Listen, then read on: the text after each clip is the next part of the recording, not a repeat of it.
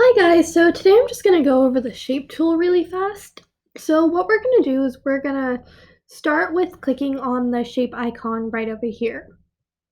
So this first tool that's going to come up is going to be the rectangle tool. So to make a rectangle, you're simply going to click and drag to make your shape. If you'll notice, as you move around, it adjusts the length and width of each rectangle. And so what I'm going to do is I'm just going to click and let go. And so now you'll notice I have a black rectangle. And so there's a couple different things you can do from here. One of the things you can do is change the fill, which you can just do by clicking on this symbol over here. There's a ton of different options you can use from the swatches. Let's just go with maybe that's a little bright.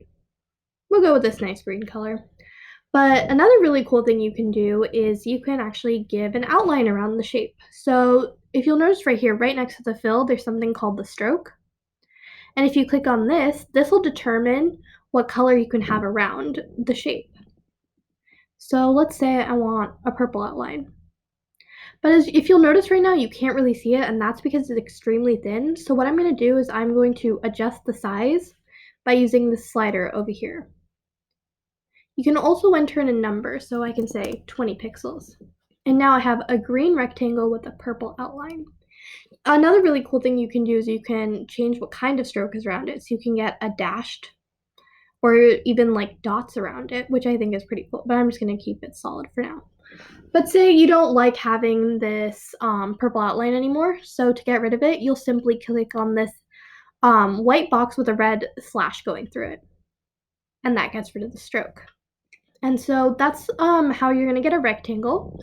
To get a square, you're simply going to use the rectangle tool, hold down shift, and that's how you get a square.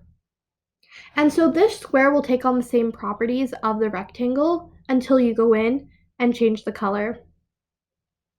And you'll notice it'll change both of the colors, and this is because it's on the same layer.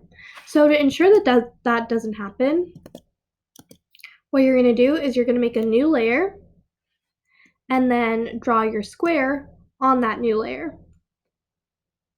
And what you can do is then go back and change the color, and this time only the square changes.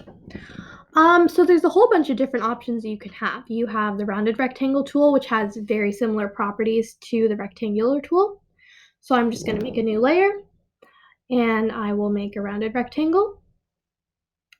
And if you'll notice, if you hold down shift, it'll do the same thing where it'll make it more square. And so there's a whole bunch of different options on the shape tool, including the ellipse tool. The ellipse tool is really cool because that's how you're also going to make circles. So you can make an ellipse, otherwise known as an oval.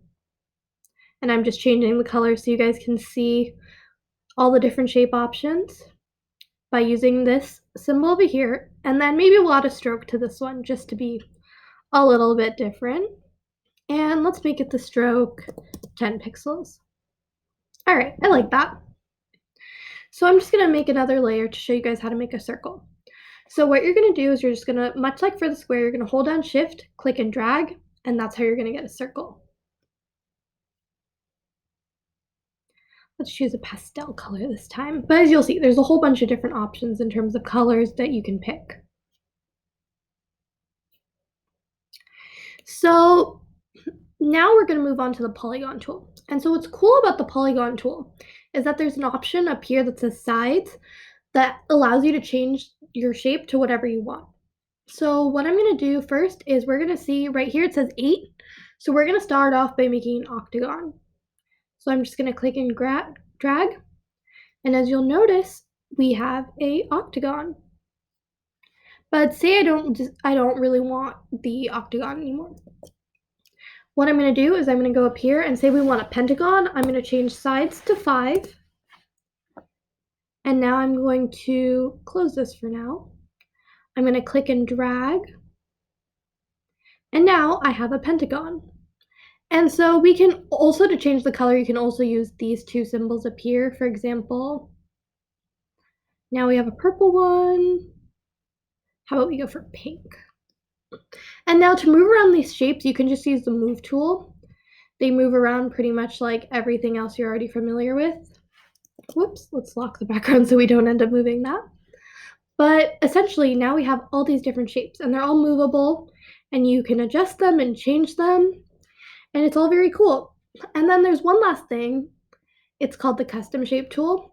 So Photoshop comes with a whole bunch of in-bit tools that are actually really helpful. Like for example, you have the trees, you have wild animals. So say for whatever reason I decide I want a kangaroo shape. Well, if I click and drag, I now have a kangaroo shape.